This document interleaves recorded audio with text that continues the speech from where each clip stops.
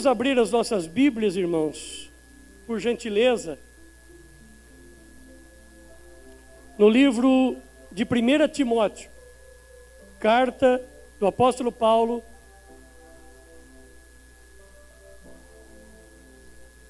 Timóteo, capítulo 3, verso de número 15.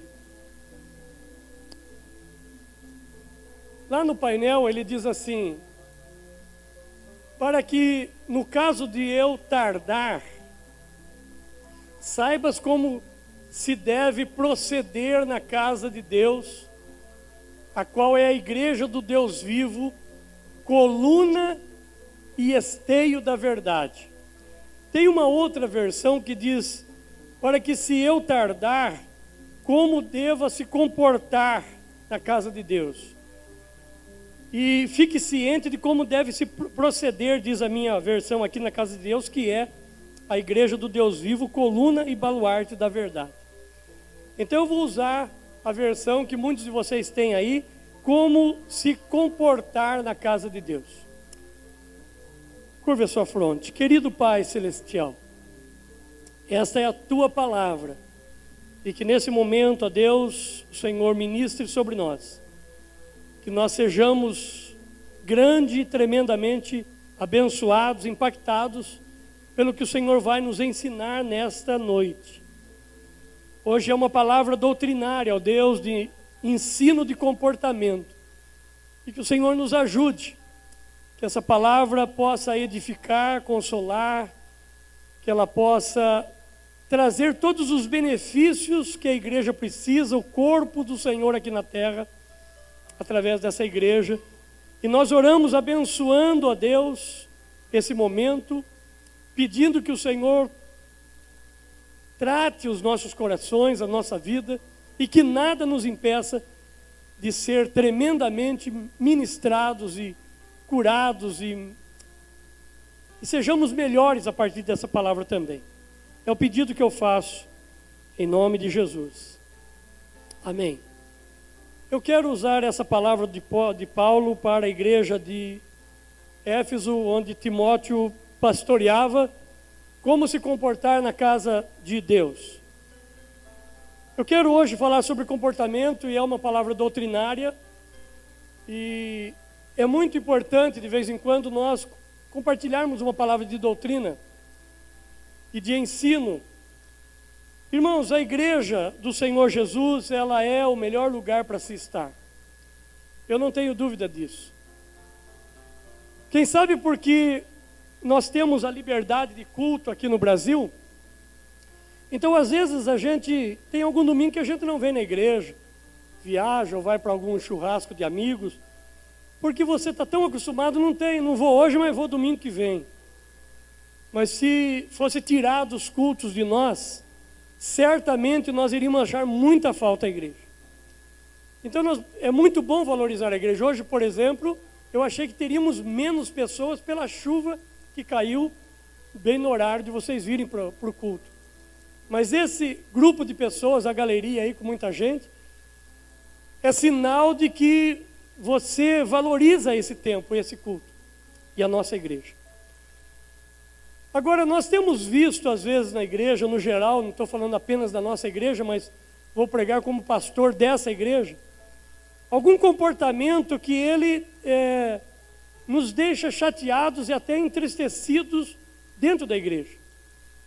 Eu quero começar falando sobre isso, lendo um texto em Eclesiastes. Eu vou pedir para a irmã colocar para a gente lá, e você já vai entender melhor ainda, quando Eclesiastes, capítulo 5, e o verso de número 1, ele diz assim: guarda o teu pé quando fores à casa de Deus, porque chegar-se para ouvir é melhor do que oferecer sacrifícios de tolos, pois não sabem que fazem mal.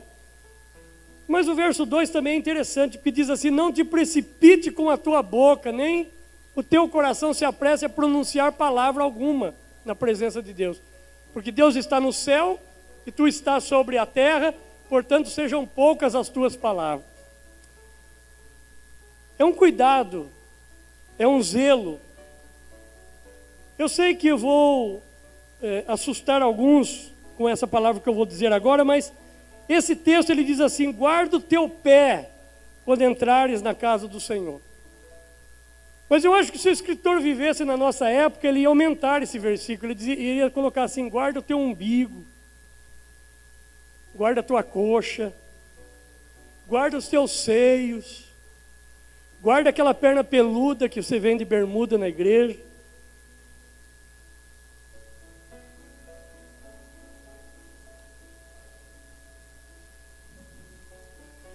Vamos ler um outro texto, irmãos, em Isaías. Isaías, capítulo de número 6. Olha o que diz Isaías 6. Percebo que será uma mensagem silenciosa.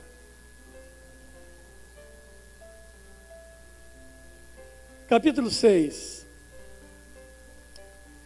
Lá em casa, leia esse texto, porque ele é pregado para uma visão de chamado de Isaías. Mas esse texto ele vai mais além do que isso. Por exemplo, no capítulo 6, no verso 1, o texto diz assim: no ano da morte do rei Uzias, eu vi o Senhor assentado sobre um alto e sublime trono. Irmãos, toda vez que alguém vê o Senhor, ele não fica mais fariseu, ele fica mais quebrantado. Porque eu vejo muita gente por aí falando de ver Deus, e aí a sensação que eu tenho quando converso com ele é que ele está superior a mim, superior a nós. E esse não é o projeto de Deus. Toda vez que alguém vê o Senhor, ele fica mais humilde. Ele se sente mais pecador do que os outros.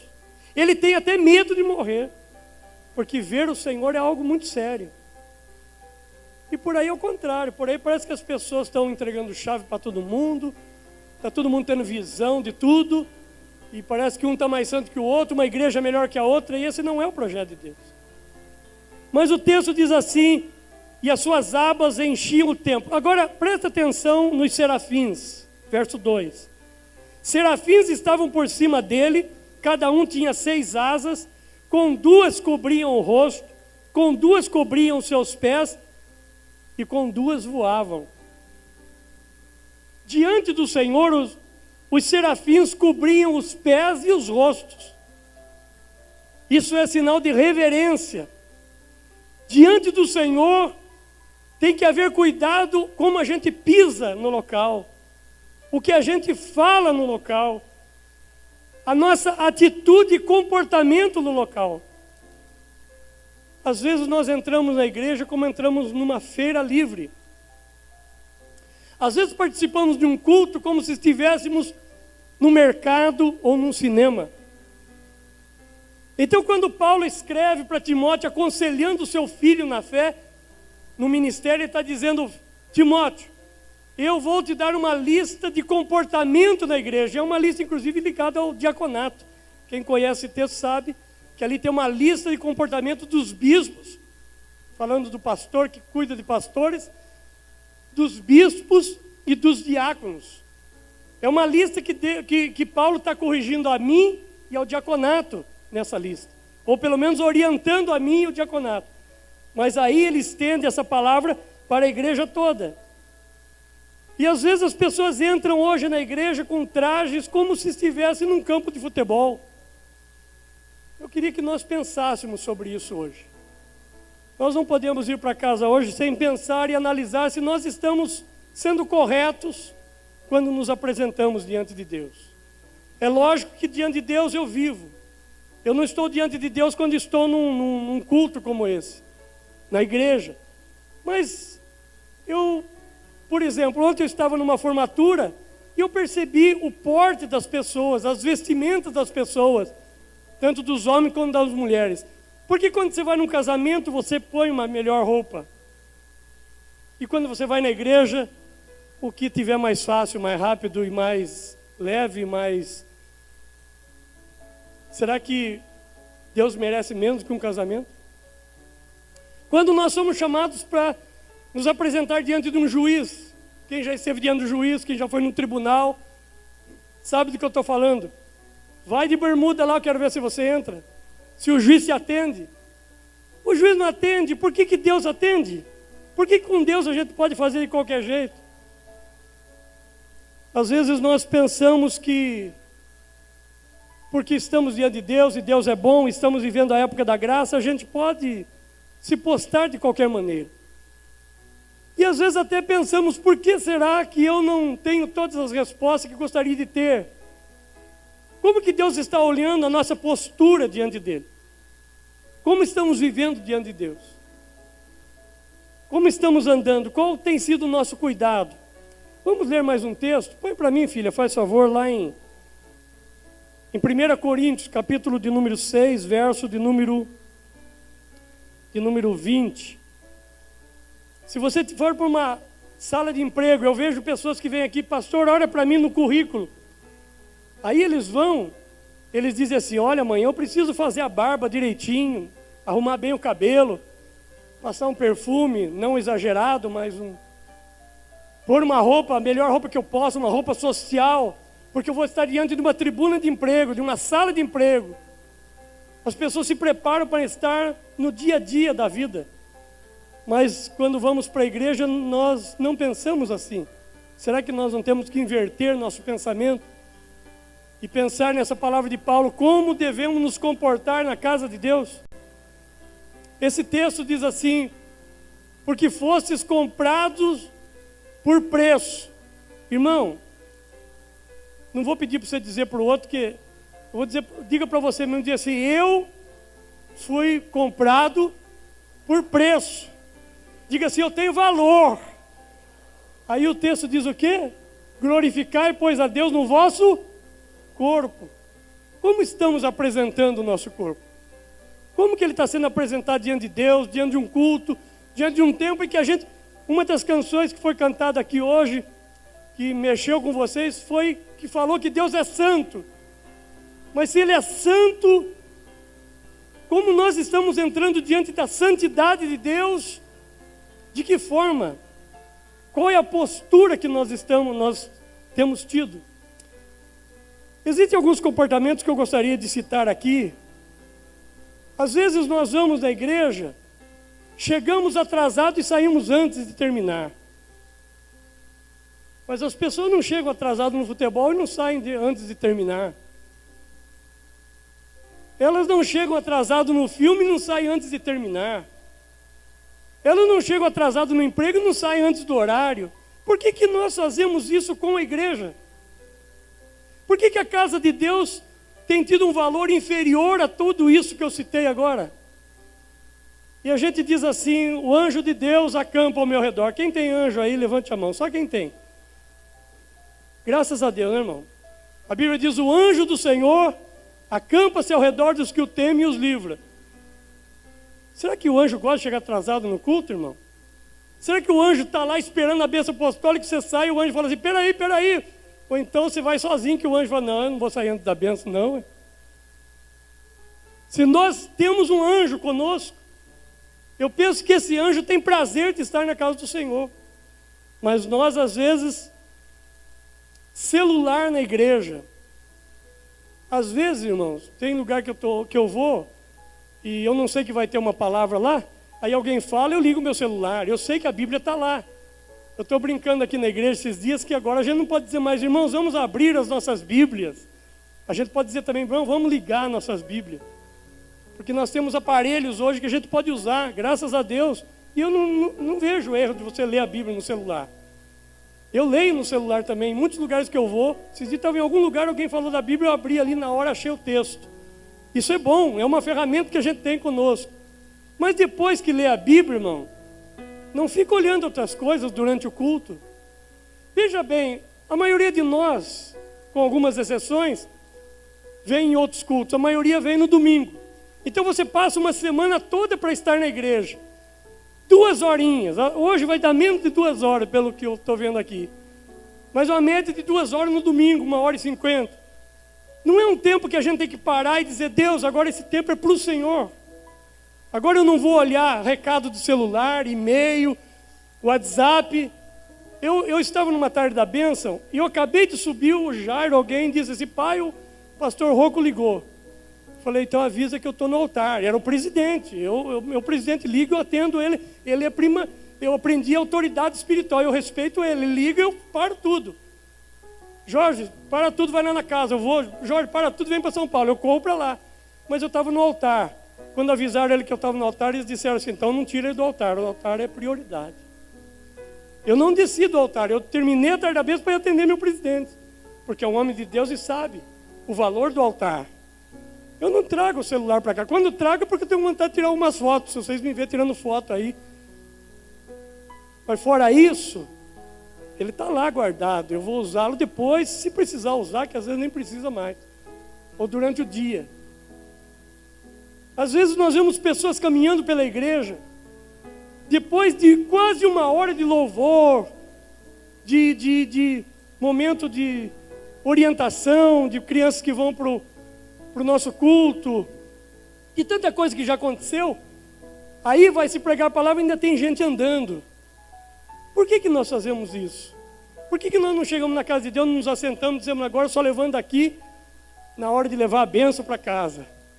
Sem ela eu não vou sair daqui. Só saio quando o Senhor me tocar. Quem sabe esse seja um dos motivos porque tem tanta gente vindo a cultos e não sendo tocados, não sendo ministrados, não sendo acompanhados por aquela bênção que tanto esperavam. Porque vem para o culto como se estivesse vindo para qualquer outro lugar, um clube social, para rever, para bater papo, qualquer coisa assim. E que não tem pecado nenhum em rever e bater papo, mas tem um momento certo. Pode fazer isso antes, depois. Às vezes termina o culto aqui, a gente apaga as luzes. Tem irmãos aqui que a gente precisa falar, irmão, vamos embora, irmão, vamos para casa. É porque gosta da igreja e não quer ir embora. Aí dá tempo de conversar, fica um grupo lá fora, bate papo, longo momento. Outra coisa, a gente conversando durante o culto. Às vezes, a minha esposa sabe disso, eu às vezes converso com ela ali, que vem os diáconos que precisam de alguma informação que nós temos, e o diácono fala conosco. E eu digo assim, Solane, fala baixinho, então vai ali na salinha, conversa com ele lá dentro, porque tem irmãos aqui que estão prestando atenção no culto, e nós vamos tirar a atenção. O culto é lugar para você, olha que ambiente lindo que está aqui, ó. Todo mundo assentado, todo mundo prestando atenção. Eu, numa grande responsabilidade, pesa sobre mim transmitir uma palavra, seja essa ou a que vou pregar domingo que vem e outros domingos. Sempre que subo aqui, dobro o joelho, você não pensa que eu estou dizendo assim, vou abrir a Bíblia onde cair. Não, irmãos, eu subo aqui, essa palavra faz 15 dias que eu estou ruminando. Eu não subo aqui para entregar qualquer recado, não. Eu não subo aqui para dizer, eu vou pregar o que der. Eu já prego há 30 anos, acho que mais de 15, né, Itamar? Prego desde os 16 anos, que a gente andava aí com a mocidade. Prego há 30 e tantos anos, mas toda vez que eu vou pregar, a responsabilidade minha, velho, é muito grande. O peso que está sobre mim não é fácil, porque eu sei que vou dar conta do que estou ensinando. E vou dar conta de um rebanho. Nós vamos dar conta disso. Mas a igreja precisa ser advertida e ensinada. Às vezes vejo pessoas com chiclete na igreja. Irmão, na igreja você não deve usar chiclete. E o pior não é isso. É que alguns entram na igreja com chiclete, aí tiram o chiclete e falam, e agora? E aí, aquele irmãozão lá atrás, que ele não vai levantar a mão agora, porque ele não é louco nem nada, né? Vamos brigar com ele. Ele começa a catar tudo isso aí no outro dia aqui na igreja, ele é diretor de patrimônio. Esses dias, acho que foi ele que me chamou, né, irmão? E mostrou para mim, tem aí esse lugar que você põe o braço aí, né? Eu vou chamar de encosto. Quem gosta de encosto é outra igreja, não sou eu não gosto, não falo de encosto. Mas é onde você põe o braço aí, no descanso.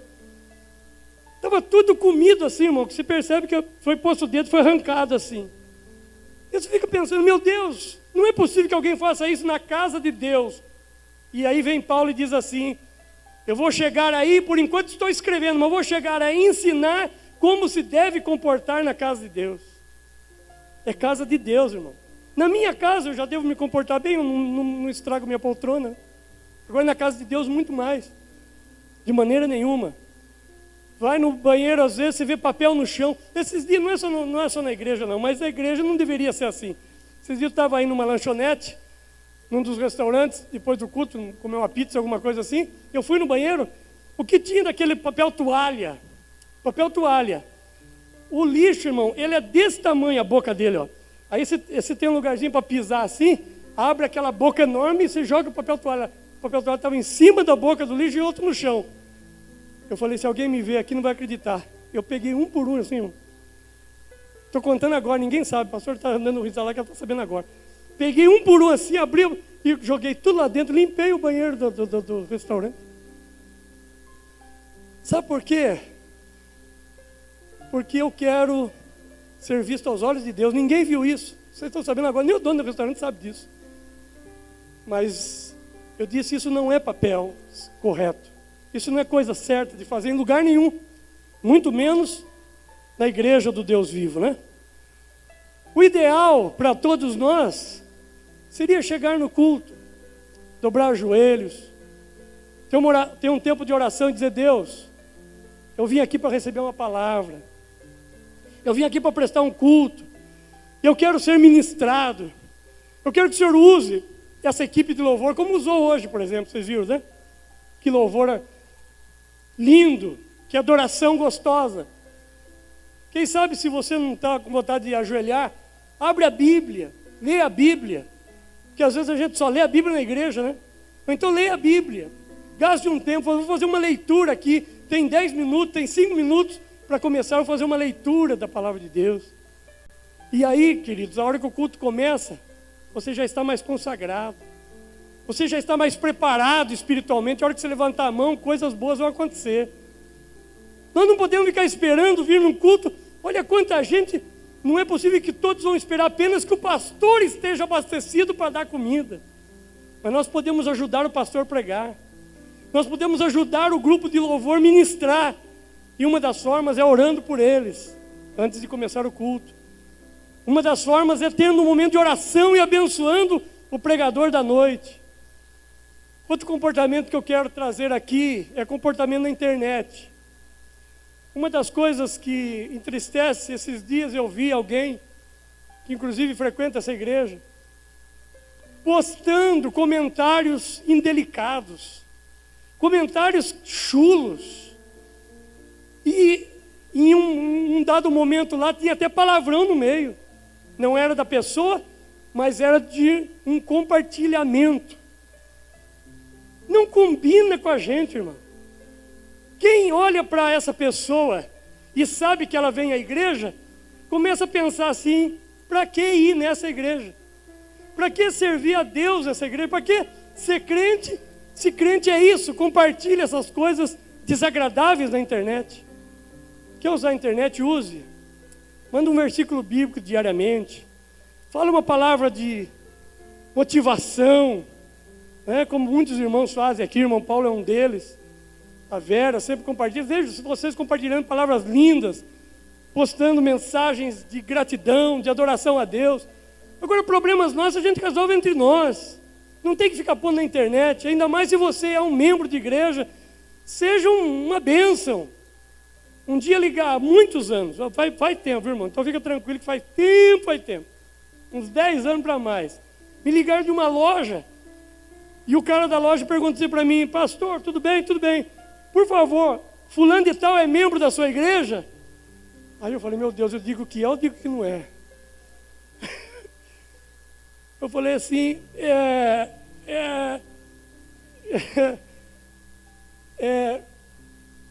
tem um nome que a gente usa, irmão, quando a gente não quer dizer que é membro, nem que não é, a gente diz assim, é participante. E era uma pessoa que estava devendo lá e era da nossa liderança. Falei com a pessoa, ela foi lá e acertou. Quantos comportamentos que nós estamos vivendo de maneira errada.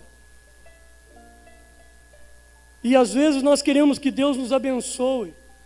Tem que tomar cuidado com tudo aquilo que tem trazido estímulos de sensualidade.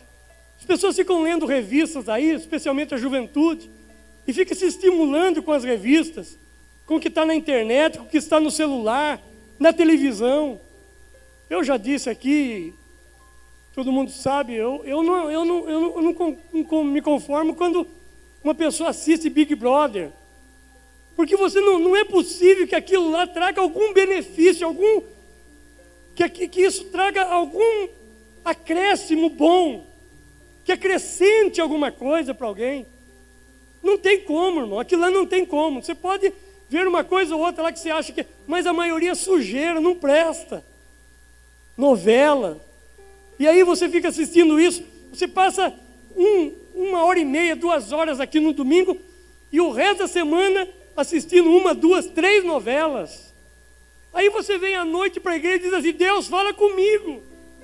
O culto estava frio, o pastor não pregou bem, o louvor não cantou bem. Mas a pergunta é: eu vim estragado.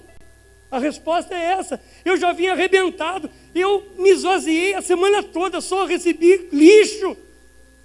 E aí eu quero que num culto de 1h30, eu vire um herói na fé. O cara mais santo, a mulher mais santa. Se durante a semana toda só escutei, só vi coisa que não agradava a Deus. Vamos ler um outro texto. Hebreus 12, por gentileza, irmã. Hebreus 12, 28. Olha o que o escritor de Hebreus fala nesse texto. Pelo que recebendo nós um reino que não pode ser abalado, retenhamos a graça, pela qual sirvamos a Deus. Escute isso, final do versículo. Sirvamos a Deus agradavelmente, o que mais? Com reverência, o que mais? E temor. Eu vou deixar 3 perguntas que estão ali. Deixa um pouquinho o texto para mim, filha, por favor. Primeiro, vamos responder isso agora, para nós, diante de Deus. Eu tenho servido a Deus de maneira agradável? Deus tem se agradado do meu comportamento em servi-lo? O culto que eu tenho prestado a Deus tem sido um culto que presta? O que eu tenho feito para Deus tem deixado Ele contente? Eu posso ir para casa hoje e dizer: segunda-feira, terça-feira, Deus comigo, fé em Deus, pé na tábua, tudo certo, porque prestei um culto agradável a Deus. Segundo, prestei um culto com reverência. Por isso, irmãos, temos que tomar cuidado com tudo aquilo que tira a nossa atenção na hora do culto. O contrário de reverência é irreverência. Os Mamonas Assassinas eram um grupo irreverente, não é isso? Há quem diga que Deus melhorou o Brasil quando permitiu aquilo. Eu achei aquela palavra muito forte quando disseram aquilo na época. Mas eles disseram: nossas crianças estavam crescendo com espírito de irreverência. Quando muitas pessoas chamam Deus de cara, porque aprenderam com a dona Xuxa, e hoje chamam Deus de você, é um espírito de irreverência. Deus não é você, Deus é Senhor. A irreverência não é coisa boa, irmãos. A irreverência estraga a nossa vida espiritual. E se nós não tivermos temor? Temor é respeito. Eu não quero que o Jairo tenha medo de mim, eu não quero que a Aline tenha medo de mim, mas eu quero que eles me respeitem. Porque é muito bom ser respeitado. Você já disse, ou você já ouviu alguém dizer assim: respeito é bom e eu gosto. Se nós, humanos, falhos, que erramos tanto, nós gostamos de respeito, Deus muito mais. Nós temos que ir embora para casa hoje pensando: eu preciso melhorar o meu comportamento. Mesmo você que já está vivendo um momento muito bom com Deus. Porque o nosso comportamento, ele demonstra a nossa intimidade, a nossa fidelidade com Deus. Como nós estamos vivendo com Deus. Eu quero falar um pouco agora sobre tatuagem e piercing. Eu tenho sido cobrado sobre esse tema. Em primeiro lugar, Eu não vou aqui começar dizendo é pecado. Você só encontra um texto na Bíblia onde fala de marcar o corpo e que ainda não podemos dizer que é realmente tatuagem. Põe para mim, irmã, por favor, está lá em Levítico 19, 28. Olha o que diz Levítico 19, 28. Porém, se você ler o anterior e o posterior, também tem orientações até para a barba e para o cabelo. Então, você não pode pegar um texto isolado e torná-lo uma doutrina. A teologia ensina que um texto sem contexto é pretexto. Isso todo mundo já sabe, até quem não fez teologia, porque a gente fala muito disso. Então eu não posso pegar esse texto aqui, olha lá, não fareis, ali está escrito lacerações, mas tem uma outra versão que diz marcas no vosso corpo pelos mortos. Então ali entendemos que era feito pelos mortos. Nem no vosso corpo imprimireis qualquer marca, eu sou o Senhor. Então, muito se pega esse texto para dizer, está aí, não se faz tatuagem, não se faz marca no corpo. Ok. Agora, alguém diz assim, então, se não é pecado, Paulo diz assim, tudo me é lícito, mas nem tudo me convém. Alguém pregou aqui, é o meu cunhado, o pastor André pregou aqui sexta-feira e lembrou do Claudemir. Ele falou do jeito dele, que ele lembrava, mas o moço que ele falou que é o Claudemir. O Claudemir já veio aqui e já pregou, porque ele estava em Mogi Guaçu, agora em Dayatuba. E o Claudemir que foi salvo por Jesus naquela história da Bíblia que abre com a foto de sensualidade lá. E ele ri do rapaz, e o rapaz disse que Jesus amava ele, ele se converteu e é um menino transformado. O Claudemir ia na igreja, e Mogi Guaçu é muito quente. Quem morou lá, ou quem conhece Mogi Guaçu, nós vivemos 6 anos e tanto lá, é muito calor. E o Claudemir vinha na igreja de manga comprida. E eu sempre vendo aquele calor e ele de manga comprida. Até que um dia eu chamei ele, ele me contou essa história toda e mostrou todas as suas tatuagens. Ele veio para Jesus daquele jeito. E todas as pessoas que vierem para Jesus tatuadas ou com piercing, elas vão ser amadas, respeitadas, abençoadas. Nós vamos tratá-las com o maior carinho possível. Mas tudo que dá para se mudar tem que mudar. Bom, vamos pensar, por exemplo, eu vi um caso agora que vocês vão rir, mas é verdade. Um rapaz, porque alguém falou assim, então tá bom, pastor, eu vou tatuar Jesus aqui. Tudo bem, irmão. Bonito, né? Jesus lá. Mas o importante é ele não estar na sua pele, ele está no seu coração. Mas se quiser pôr na pele, problema seu, pode pôr. Só que alguém tatuou a foto da mãe, bem aqui no peito. Coisa linda, não é, irmão? Se pegar a foto da mãe, tatuar no peito, hein, Tamar? E aquilo é lindo, porque amor de mãe é o maior amor do mundo. Só que daí ele casou.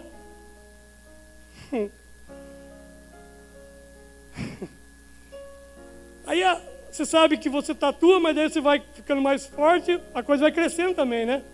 A tatuagem.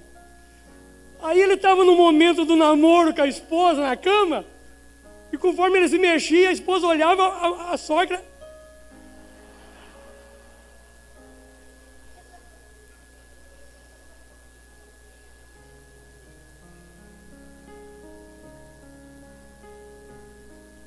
Vê se convém um negócio desse, irmão. Tudo me é lícito. Vai numa sala de emprego, você cheio de tatuagem até o pescoço e alguém sem nenhuma tatuagem. Você quer dizer para mim qual a garantia que você vai ter que você não vai conseguir esse emprego? Porque isso é social. Você pode dizer que não há preconceito, mas todo mundo sabe que há. Se luta contra ele, todos nós lutamos. Nós amamos as pessoas, mas o preconceito está aí. Você pode ser uma pessoa até mais inteligente do que aquele que não tem tatuagem nenhuma, mas provavelmente o emprego não vai ser seu. Enfim, você vai ver um monte de situações que não convém. O cara tatuou, amava a Maria, e ele tatuou o nome da Maria na costa. Passou o tempo, a Maria largou dele. Aí ele começou a namorar a Rita. E agora? Amber, vai gastar uma fortuna com laser para tirar a Maria, deixa a Maria aí mesmo, Rita. E aí ele está casado com a Rita e com a Marina Costa. Enfim, irmãos, eu estou aqui dizendo de tom de graça mesmo, graças a Deus que vocês não estão bravos comigo, estão rindo, porque eu achei que vocês iam bater em mim depois da mensagem de hoje, que existem algumas coisas que não convêm. Escute o que eu vou dizer agora. Um ator americano, muito famoso lá de Hollywood, você já deve ter visto isso também por aí, perguntaram para ele assim, por que você ainda não fez uma tatuagem? Escute a resposta. O ator famoso de Hollywood disse assim, você colocaria um adesivo numa Ferrari? Eu acho que até a gente devia bater palma agora.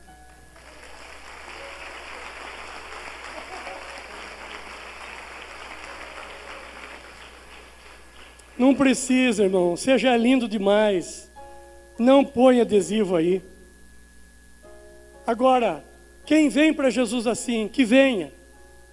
E vai ser muito bem recebido. O pastor Claudemiro é um pastorzaço, homem de Deus, pastoreia lá. E está lá com as marcas dele, porque ele não tem dinheiro para tirar. E aquilo o incomoda o resto da vida, irmão. Ele vai para o céu incomodado com aquilo pro resto da vida, porque um dia ele fez e hoje ele se arrepende. Hoje você pensa de um jeito, jovem. Daqui 10 anos, 20 anos, você não pensa a mesma coisa.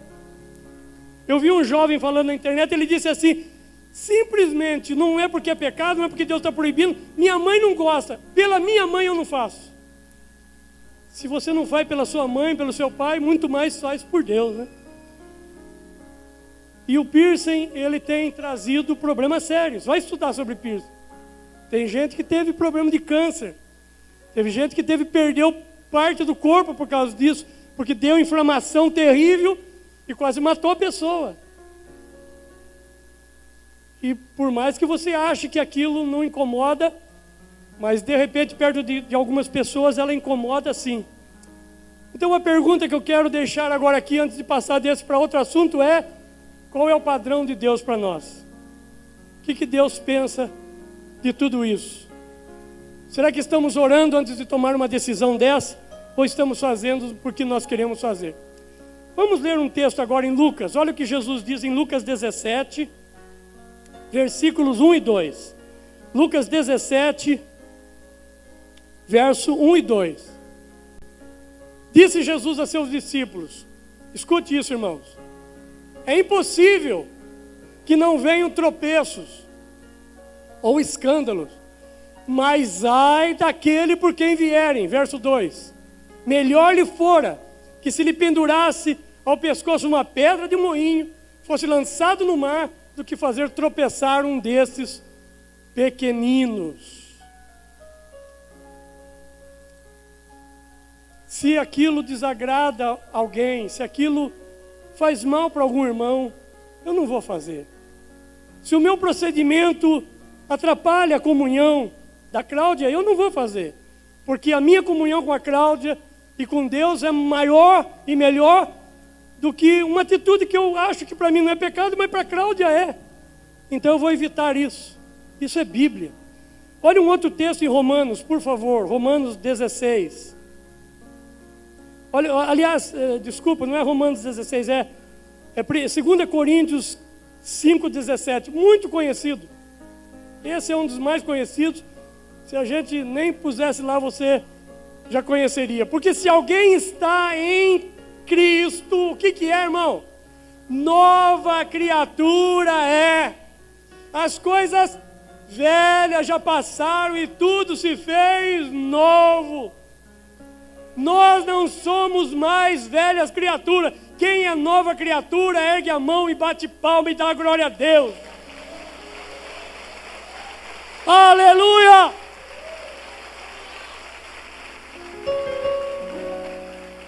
Somos novas criaturas.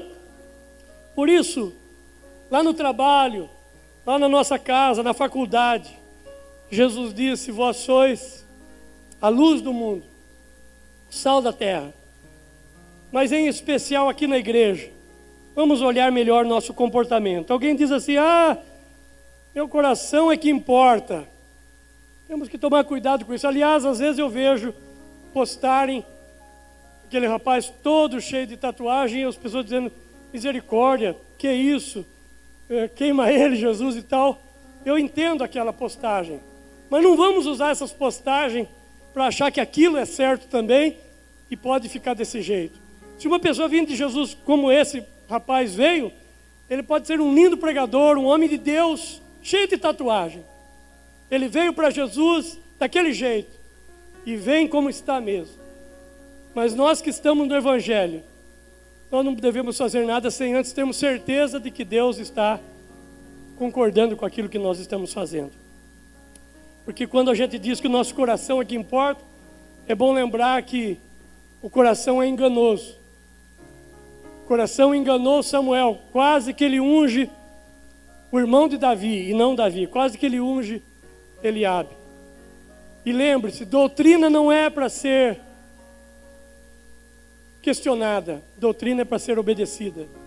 Toda vez que você vê uma doutrina na Bíblia, ela é uma doutrina para ser obedecida. Vamos ficar de pé e vamos orar.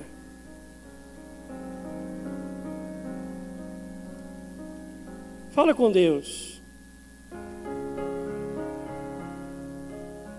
Fala aí com Deus e diz: Deus, quem sabe nenhum desses comportamentos, obrigado, irmã Jaciro, que o pastor falou, eu estou vivendo, mas eu estou vivendo um outro comportamento. Estou vivendo um comportamento na minha empresa que não está me agradando. Irmão, quando você é de Deus e o Espírito Santo habita em você, você toma uma decisão, o Espírito Santo te acusa, não é isso? Não é isso? Se nós temos o Espírito Santo, quando você fecha um irmão, uma pessoa no trânsito, ou uma pessoa no trânsito fecha você e você põe a cabeça para fora e xinga aquela pessoa, na hora que você vai fazer isso ou fez isso, há um sentimento dentro de você que não faz bem para você. Porque existe um Espírito habitando ali. Então, às vezes, a gente tem que trazer uma mensagem doutrinária como essa e enérgica como essa, mas para despertar, para lembrar apenas aquilo que o Espírito Santo já fala com a gente. Porque nós somos dirigidos por Ele. Nós não somos dirigidos por um dogma, uma doutrina apenas local da igreja. Nós respeitamos e amamos a igreja. Eu nasci na igreja do Evangelho Quadrangular, amo essa igreja, meus pais me ensinaram aqui, não sei o que é a vida lá no mundo, mas eu sei que a doutrina maior é a doutrina bíblica. E aquilo que a Bíblia diz que eu não devo fazer, eu não posso fazer. Eu tenho que evitar, porque isso vai desagradar a Deus. E se desagrada a Deus, eu não quero. Porque eu quero vir e prestar um culto com reverência, com temor e um culto agradável, como disse o texto que nós lemos. Fala com Deus agora sobre, quem sabe, o seu comportamento com seu pai, a sua mãe, seu comportamento com seu filho, sua filha, sua nora, sua sogra, seu genro. Fala agora sobre isso. Fala sobre o seu comportamento lá na sua faculdade, no colégio. Fala sobre o seu comportamento com aqueles vizinhos que você tem. Fala do seu comportamento naquelas festinhas que você vai. Fala: Deus, eu não estou contente com isso. O Senhor falou comigo hoje e eu quero mudar. Hoje, como eu disse, não seria um culto de palmas e de glorificação. Mas é um culto para a gente ir embora pensando: eu preciso melhorar meu comportamento. Paulo diz assim: eu quero ensinar e escrever como você deve se comportar na casa de Deus. E aí, irmãos, nós temos culto como esse que tivemos hoje aqui. Termina o louvor, a igreja começa a adorar a Deus, porque há um Espírito habitando no nosso meio, trabalhando com a gente. Oremos. Obrigado, Pai. Estamos finalizando esse culto com gratidão. E hoje, ó Deus, Tu nos desses essa palavra doutrinária sobre o comportamento na casa do Senhor. Perdoa nossa irreverência, Deus. Às vezes o culto está acontecendo e nós estamos batendo papo, conversando, fazendo tanta coisa, chupando bala, chupando chiclete, olhando no celular, e às vezes preocupado com aquilo que vai acontecer amanhã, quando na realidade nós deveríamos estar ali em corpo, alma e espírito, diante do altar e recebendo tudo que o Senhor tem para aquela noite, e também prestando ao Senhor um culto lindo. Então receba, Deus, essa palavra, que ela nos ajude, que ela abençoe a igreja, que o Teu Espírito Santo, Ele conduza o que faltou aqui, que Ele complemente o que foi deixado de falar, mas que o Senhor ministre sobre nós, e que nós tenhamos, ó Deus, uma vida linda diante do teu altar e possamos ir para a nossa casa também sabendo que nós recebemos o melhor do Senhor e vamos ter uma semana de vitória abençoada, porque o Senhor nos abençoou, porque o Senhor falou conosco. Obrigado a Deus. Trata conosco durante essa semana também. E nós oramos por sexta-feira, ó Deus, quando nós vamos receber aqui o pastor Graia e os nossos amigos que virão, porque nós vamos ter a noite do amigo. Dá-nos um culto tremendo de evangelismo e de ganhar almas, Senhor. Que haja um acréscimo no reino na sexta-feira, quando vamos trazer novas pessoas para a tua casa, para o teu altar. Isso nós podemos fazer. E a salvação, a libertação é o Senhor que faz. Que o grande amor de Deus, essa graça maravilhosa de Jesus e a doce comunhão, as consolações do Espírito Santo continue com toda a igreja, hoje e sempre. E toda a igreja diga...